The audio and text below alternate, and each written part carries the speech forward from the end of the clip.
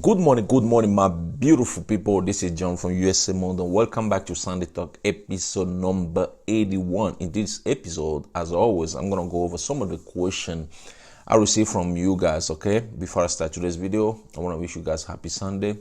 I hope your day is going well as planned. All right, and at the end of this video, I have another advice for newcomers to United States of America. All right, guys, let's start it. The first question today will come from Pia Miranda. Pia Miranda asked this question. Good day, sir. Is a married child of a U.S. citizen considered a direct relative, and should a U.S. citizen file a separate I-130 to the married child, spouse, and grandchildren? Thanks for the question. Well, immediate relative is spouse of U.S. citizen, parent of U.S. citizen, and also children under age of 21 of U.S. citizen. Okay, so in this situation, your child over 21 is not considered immediate relative. And for the I-130 petition, you can only file one I-130 petition for your child. Okay, once you file I-130 petition for your child, then his spouse and children gonna be considered as a delivery applicant on that on your child's I-130. Okay, you don't have to file another I-130 for your grandchildren and daughter-in-law. You don't have to do that. All right, so let's move to another question here. The next question will come from Fayyad Ahmed. Let's see what Fayyad Ahmed has to say. Hi, bro. My I-130 got approved 4 weeks ago. My visa type is F2B. My priority date is 26 on May 2015. When do you think my priority date will be current? Thanks. Well, this person asked this question, and I advised him to call NVC because he said his priority date is already passed, and I told him to call NVC. Sometimes they forget to let you know to send you the welcome letter. So he did contact NVC, and he sent me another message saying, USA month. I called them and they gave me my case number and invoice number. They say my visa is available. I need to submit all the documents. Thank you so much. I'm scared if the US consulate decline my visa. Do you think I should be worried? Well, you don't have to be worried as long as you do exactly what you're supposed to do. You provide the right document, and you go to the interview, you do the interview correctly. Well, chances are you're gonna get your immigrant visa to come to United States of America. So some of you guys who are in this situation, your priority date is already current, and you are not getting any welcome letter from NVC, National Visa Center. Please contact them, okay, and let them know. Okay. All right, let's move to another question here. This one will come from Nathan. Let me see what Nathan has to say. So Nathan, let me see here. Nathan. I think I passed Nathan. What Nathan Solomon say?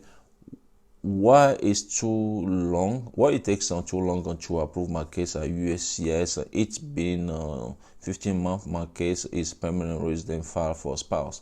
Well, it's normal. Usually, when you are a green card holder, you file for your relative, or it will take time. Okay, sometimes it's almost 18 months. It can take almost 18 months before USCIS approve your case. And also, you have to make sure USCIS didn't ask for additional documents. Sometimes people forget, they don't check the status of their case, or maybe USCIS send them a letter, but they didn't receive a letter, so they don't know what's going on.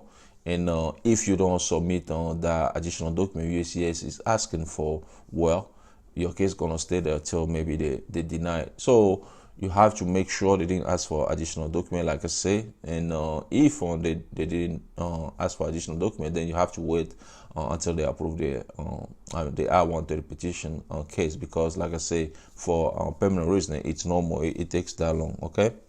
Let's move to another one here. This one will come from Mohammed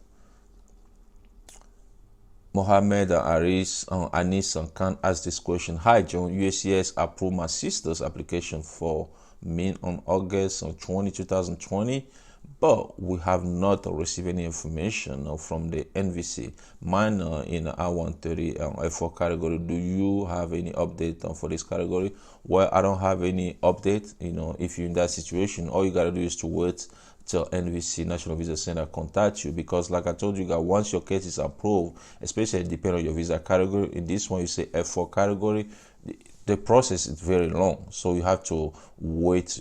Just keep waiting until NVC National Visa Center contact you to start your immigrant visa process. Okay, and also you can check the visa bulletin board regularly to see if your case is current, because if your case is current, I mean your priority date is current, that's when NVC will contact you eventually. Okay, if it's current, like I say, like I told the other person who sent the question, if the priority is current but you still don't get the welcome letter, well, you need to contact NVC for that. All right, let's move to another question.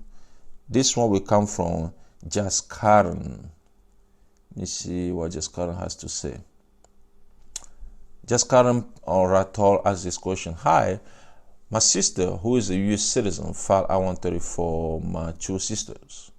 One sister applied on February 11, 2014, and one applied on February 21st, 2014. The one who applied on February 21st, 2020, got approved by USCIS. I think he made February 21st, 2014, got approved by USCIS. And the one who applied for on February 11, 2014, still says that case is received. I just want to know on what basis they give priority to cases. Why this happened, like the one applied after I got approved and the one who applied earlier is still waiting. Please explain. That will be grateful. Excuse me. Well, thanks for your question. Yeah, I know it doesn't make sense, because based on the question, you say your sister, the other sister applied for first, still didn't get her approval letter yet, but the one whose I-130 petition was filed second already got approval from USCIS. Sometimes the first person is supposed to get the approval first, and the second one supposed to get the approval second. But things can happen. It can be a mistake on USCIS end. But at this point, there's nothing you can do but just wait. Even if somebody explain you what happened, nothing gonna change. You just have to wait till your other sister get her I-130 petition approval as well. Okay, and it can be a mistake, because usually, like I say, in a normal way, the application that was filed first, supposed to get approval before the second one. All right, let's move to another question here. This one will come from Sagedalia. Let me see. Sagedalia Brown asked this question. I did receive a welcome letter from NVC with the numbers. So what next? How long? Well, once you receive your welcome letter from NVC National Visa Center, and you receive the invoice ID and case number, you have to log into the computer electronic application center to start the immigrant visa process, pay the fees, and send document. Okay, because I replied to this person, and then that person sent another message saying I already did that already. You see, what I want to know is how it's gonna take for NVC to contact the embassy here in Jamaica. Once you submit your document, you pay the fees, the NVC have to review that. Okay, so sometimes it can take 2 months or even more than that before they review your document. Once they review it and everything is fine, and you're going to be documentary qualified, that's when they're going to contact the U.S. Embassy in Jamaica. But if the U.S. Embassy they resume visa services, they won't be able to contact them. They have to wait until they resume visa services. I think in Jamaica they resume visa service in certain category, but you still can double check with the U.S. consulate. Okay. But if in case they really resume visa services yet, NVC still have to wait. So the time frame, it might take at least 6 months, 8 months to get interview appointment and all that. Like I said, it will be based on the U.S. Embassy visa service resumption, and also if I don't know if your case is affected by the immigration suspension. In that case, you have to wait till March 31st, 2021, before NVC can schedule an appointment for you. Okay. All right. Let's move to another question here. This one will come from Maimuna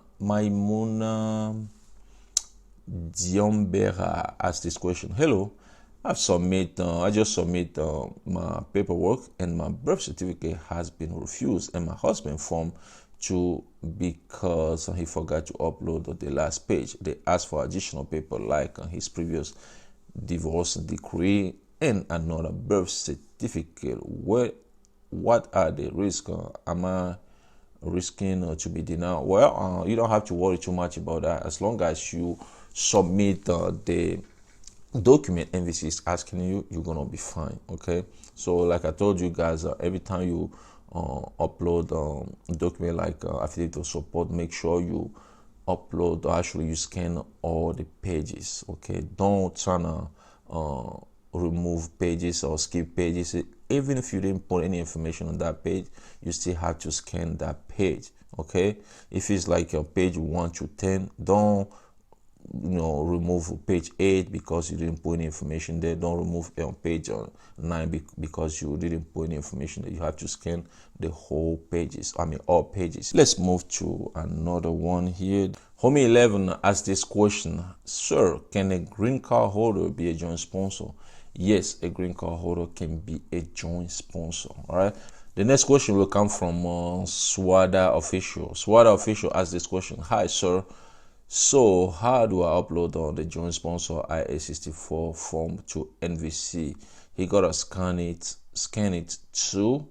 Yes, the joint sponsor will scan all the documents, save them on the computer, and then upload them to NVC National Visa Center. Okay, there is a spout available for the joint sponsor affidavit of support. That's where the joint sponsor will upload those documents. Okay. And then let's move to another question. This one will come from Dinook. Dinook De Silva asked this question. Can I file an expedite request at NVC before the document to qualify, or should I wait until it's document to qualify? I would like to know your opinion. Well, thanks for the question. I think it's going to be better to be document to qualify before or send an expedite request to NVC National Visa Center. That way, if they approve it, this is going to contact the U.S. consulate, move your case over, so they can schedule an interview appointment for you. Okay. Let's move to the last question of today's video, which is going to come from Lovely Eat. Lovely Eat asks this question. After I submit all my civil docs, how long it will take for the interview and medical? Well, it depends on your visa category. If you are affected by the immigration suspension, guess what? You have to wait till it's over, which is going to be on March 31st, 2021. In case you are not affected by the immigration suspension, you have to make sure the U.S. consulate in your country resume visa services. So if everything goes well, the U.S. consulate resume visa services, you are not affected by the immigration suspension, well, it can take 4 months to 6 months for NVC to schedule an appointment for you after you are documentary qualified. But here you say you submit your civil document, and then where the NVC has to, go review your document first. So I would say from there to your interview appointment letter, it might take 6 to a month, And now the medical, once you get your interview appointment letter, that's when you're gonna start your medical exam process. All right. So like I said, guys, that was the last question of today's video, and I have another advice to newcomers to the United States of America, which is don't keep procrastinating.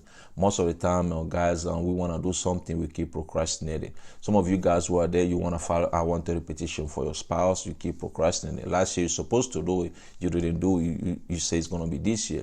This year already started. You didn't even pull all those documents together yet.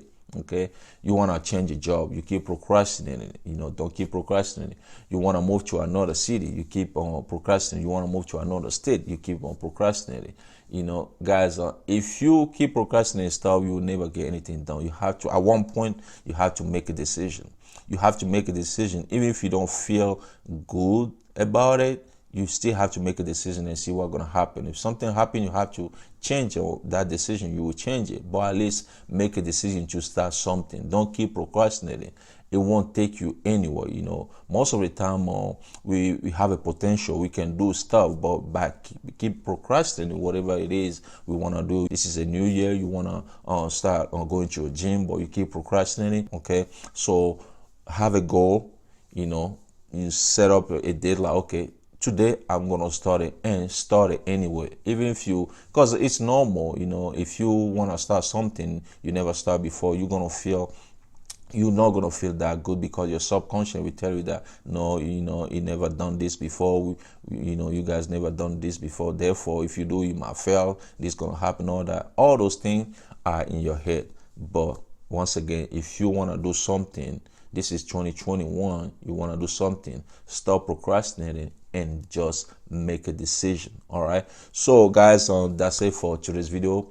I hope you love it. You see something valuable in it. If you do, please, and you know somebody who might benefit from this video, share with that person. Once again, my name is John. Happy Sunday again. If today is your birthday, happy birthday coming from John. Enjoy the rest of your day, and I'll see you next Sunday. USA Monde.